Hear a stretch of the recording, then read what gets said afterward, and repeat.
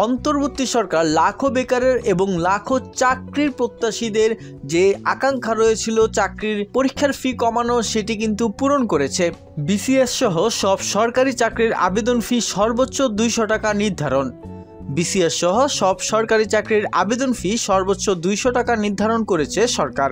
আজ বুধবার প্রশাসনিক উন্নয়ন সংক্রান্ত সচিব কমিটির সভায় এই সিদ্ধান্ত নেওয়া হয়েছে। সভা শেষে সাংবাদিকদের এ তথ্য জানান জনপ্রশাসন মন্ত্রণালয়ের সিনিয়র সচিব মোহাম্মদ মোখলেস উর রহমান। তিনি আরও জানান, বিসিএসে প্রতিবন্ধী আবেদনকারীদের জন্য অন্যান্যদের মতো নির্ধারিত ফির বাইরে বাড়তি কোনো অর্থ দিতে হবে না।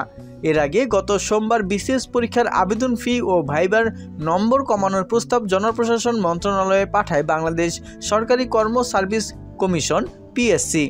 পিএসসির একজন কর্মকর্তা সেদিন সংবাদ মাধ্যমকে জানান, বৈষম্য বিরোধী ছাত্র আন্দোলনের সমন্বয়কদের দাবি ছিল বিসিএস এর আবেদন ফি 700 থেকে 350 টাকা করা এবং শুধু বৈষম্য বিরোধী আন্দোলনকারীদের নয়, সাধারণ শিক্ষার্থীদের দাবি ছিল এটি। তাদের দাবির প্রতি সম্মান দেখিয়ে এ প্রস্তাব করা হয়েছে।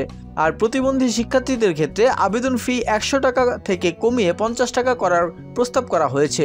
তিনি জানান, বিসিএস পরীক্ষায় মৌখিক পরীক্ষার ভাইবা নম্বর 200 নম্বরের মৌখিক ছিল, সেখানে 100 করার প্রস্তাব জনপ্রশাসন মন্ত্রণালয়ের অনুমোদনের জন্য পাঠানো হয়েছে।